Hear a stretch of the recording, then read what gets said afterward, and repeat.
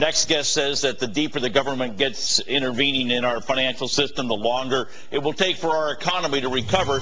Republican Congressman Don Manzullo of Illinois joins us, and I'm curious about what the plan is for the banking sector, because, you know, Sheila Bair is talking about too big to fail, as if we've got to get the big banks smaller, but you're going to see a lot of consolidation in the smaller banks as they have troubles. So what do you see for the banking sector going ahead, Congressman?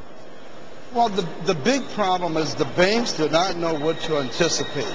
Every day the rules are changed. Every day somebody in Washington decides that they have a great idea, and the regulators come in and say, oh, by the way, Mr. Bank or Mrs. Bank, we want you to raise X amount of capital. And the problem is this. There has been no emphasis upon getting people in this country back to work, to restart the manufacturing cycle so people can pay their notes and their obligations. That's what takes the stress off the banks, is people going back to work. The second problem is the fact that the bank regulators, the OCC and the FDIC, have really been pushing the banks not to lend. We have manufacturers all over my congressional district, in fact all over the nation, that have never been in default, that are credit worthy, and all of a sudden their lines of credit are being cut off because of the banking regulators. I mean, this is absurd.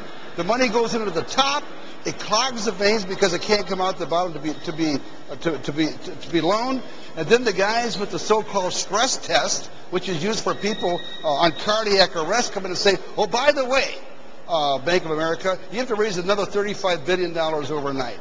The government should get as far away from this bailout as possible, and that's what's really causing the problem. The stimulus and the bailout have really exacerbated and lengthened the recovery. Well, Congressman, you know, we're in the middle of this now. We're waiting on these stress test results. You know, you brought up jobs. I want to follow up on that, because if we do see unemployment tick higher above 10%, 10.3% is where regulators have put kind of the threshold, the bad threshold for the stress test. That's the bad economy.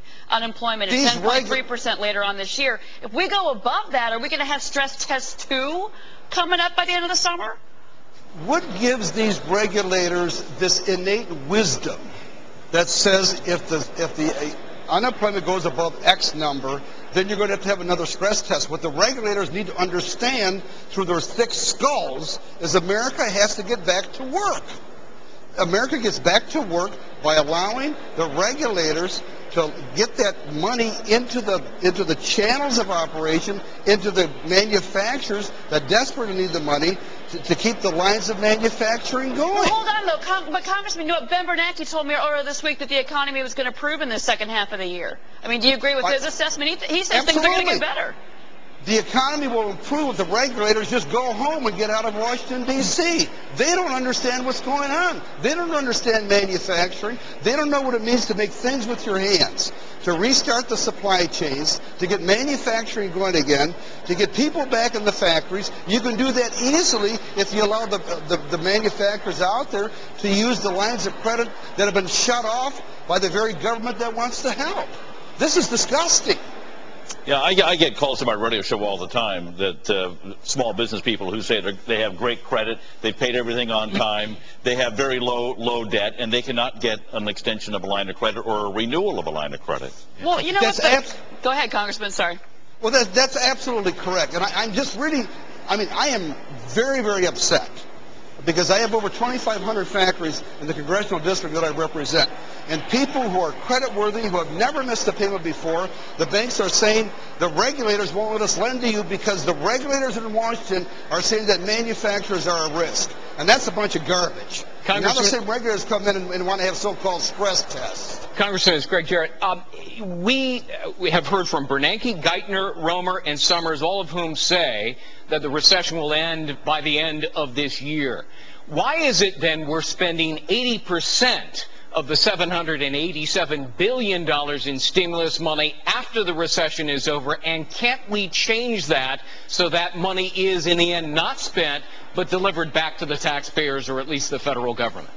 I agree absolutely 100%. We've been trying to get through a $5,000 voucher to buy a new automobile, so you can go to a Chrysler dealer, buy a brand new Patriot that's built in my congressional district. Instead of paying $20,000 for it, you pay $15,000. and you can buy a brand new car for under $300 a month. That gets manufacturing going again. That gets the money, that gets the economy going again. The problem with a lot of economists here in Washington and a lot of the so-called government types that think they know everything is they're saying the recession will end based upon what prior recessions did. That's not necessarily going to happen here. We're actually seeing a slight uptick in manufacturing. The producers index shows that for the past 4 months, there have been more orders going in for hard, durable goods involved in the manufacturing process. We have to capitalize on that. We have to keep the manufacturing going, and you do that by getting these banks to lend the money, but the banks can't lend the money because the regulators are stopping them from lending to otherwise good creditworthy manufacturers. We're going to be talking to an Illinois bank executive later on in this program. We will talk about just that. Congressman Manzullo from Illinois. Thank you. Thank you, sir, for being with us.